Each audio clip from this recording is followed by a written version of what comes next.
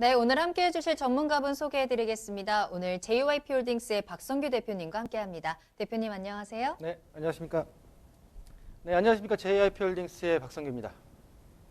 네, 부동산 시그널 오늘 이슈 시그널부터 출발해 보도록 하겠습니다. 부동산 시장의 과거와 현재 그리고 미래까지 내다볼 수 있는 시간인데요. 자, 대표님 오늘은 어떤 주제 준비해 주셨을까요? 네, 아까 말씀하신 2019년도의 주택시장 가격, 2020년도 넘어왔죠. 네. 2020년도 1월달 초반에 전국적인 주택가격 동향에 대해서 한번 준비를 해봤는데요. 자, 먼저 이슈 시그널 영상부터 만나보시겠습니다.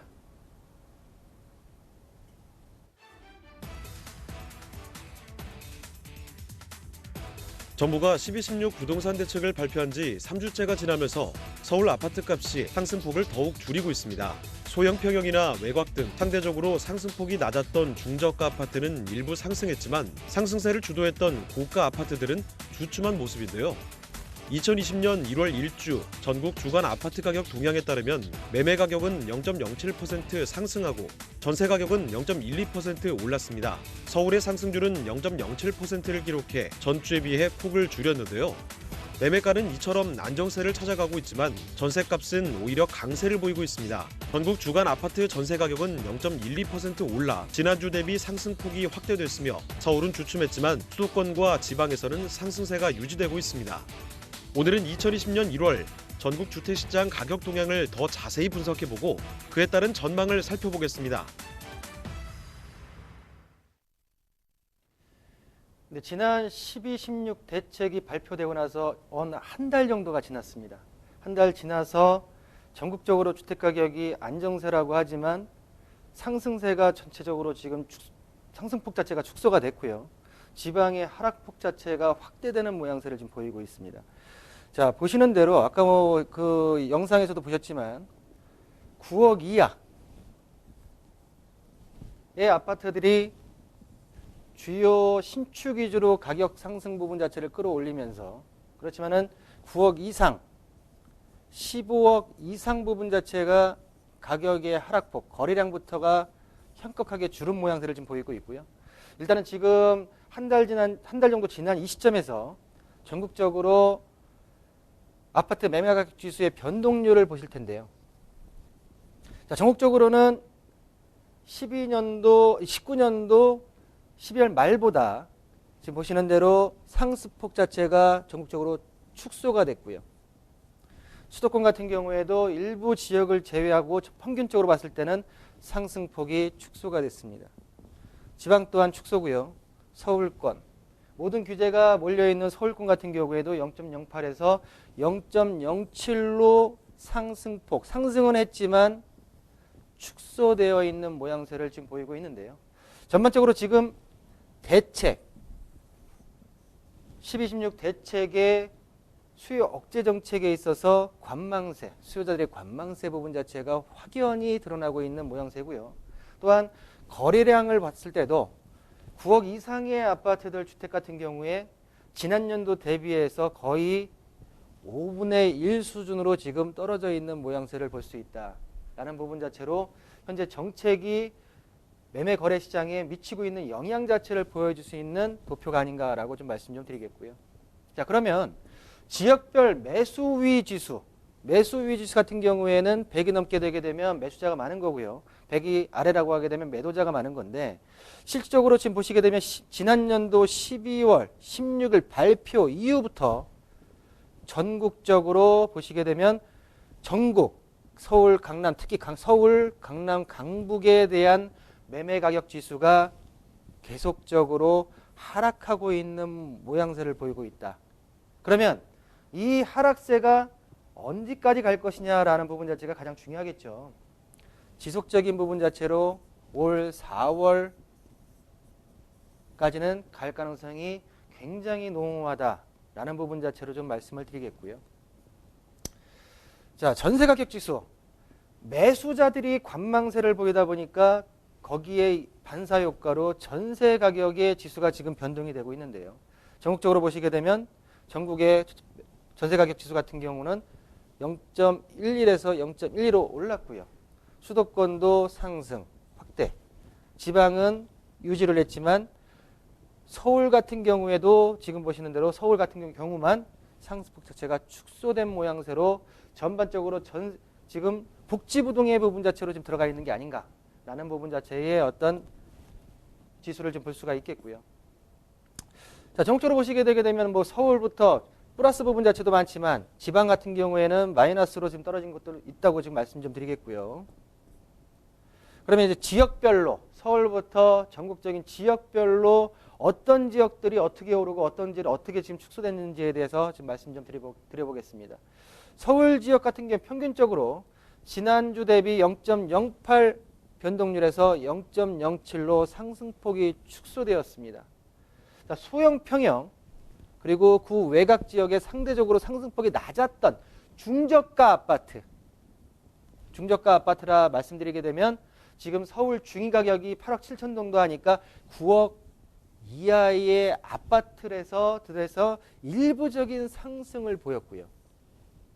그렇지만은 상승세를 주도하던 주요 지역의 재건축 고가 아파트들 같은 경우에는 부동산 대책 영향을 받아서 상승에 대한 부분 자체에서 보합 내지는 하락된 급매물이 지금 현재 출현하고 있는 현 시점에 1월 달의 현상을 볼 수가 있고요.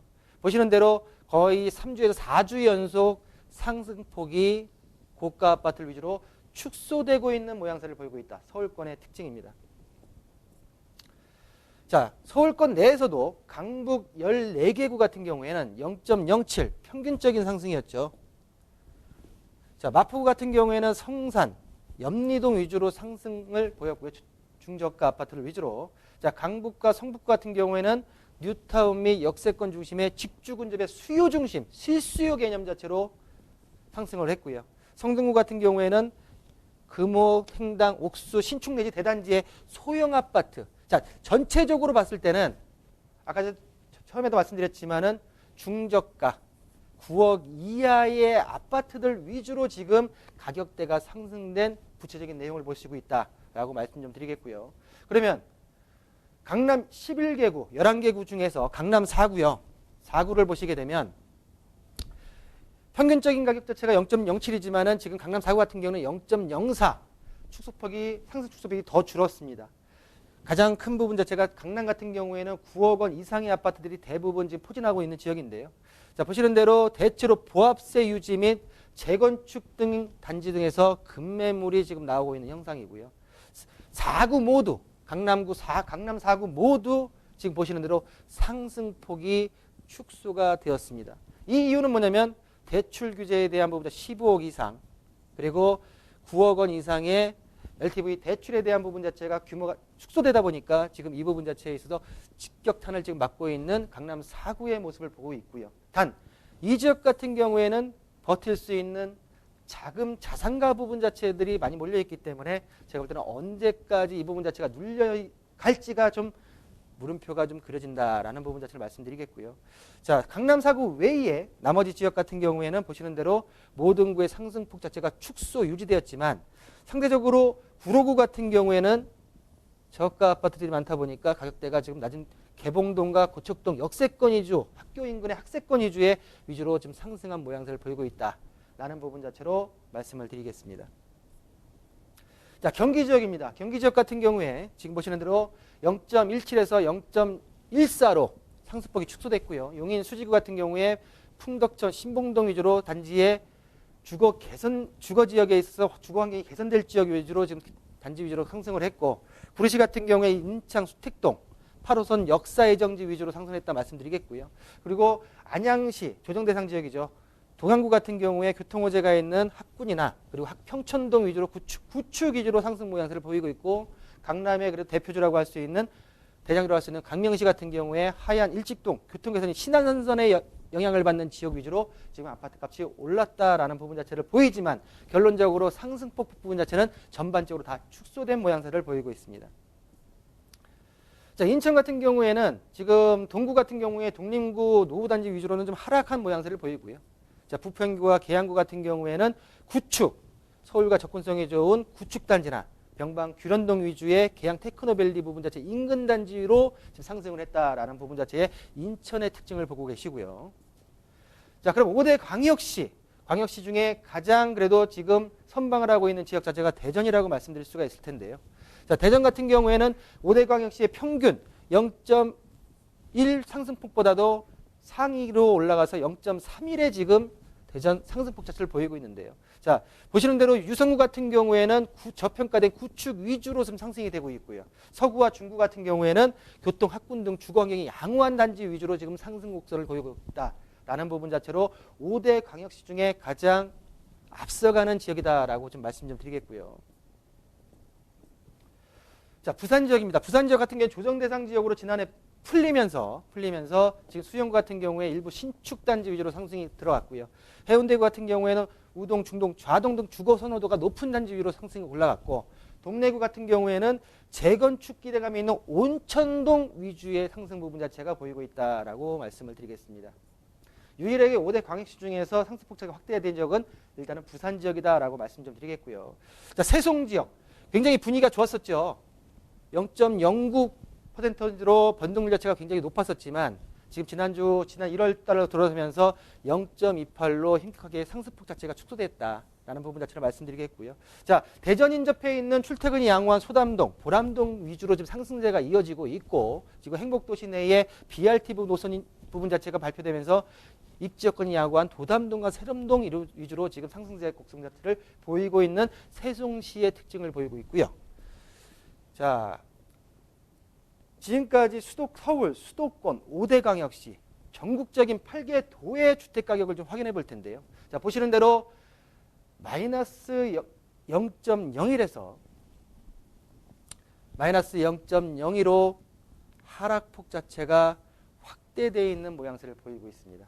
자, 보시는 대로 전남, 충남, 경남, 제주까지 해서 전반적으로 상승해서 하락, 상승해서 유지, 보합에서 상승 부분 자체로 전환될 것도 있겠지만 전반적인 봤을 때는 하락폭 자체가 확대되면서 안정화보다는 서울권과 수도권과 지방의 초양극화 현상은 더욱더 벌어진다는 모양새가 들고요. 과연 현재 지금 정책에 있어서 수혜자가 과연 누구일까라는 부분 자체도 한번 물음표를 그려볼 시점이 아닌가라는 생각이 들고요. 자, 지금 나오고 있는 수요 억제 정책, 지금 공급 정책을 같이 피고 있지만 공급 정책이 공급에 의해서 실질적으로 피부에 와달려면 적어도 3년에서 5년 정도가 기다릴 3기 신도시 외에 여러 주택들이 보급이 될 것입니다. 그때까지는 일단은 지금 현금의 유동성 부분 자체를 막기 위한, 부동산 쪽으로 자금이 들어오는 부분 자체를 막기 위한 어떻게 보면은 수요 억제 정책을 필 수밖에 없는 정부의 가슴앓이 부분 자체도 한 번쯤은 생각해 볼 때가 아닌가라고 정리해 드리겠습니다.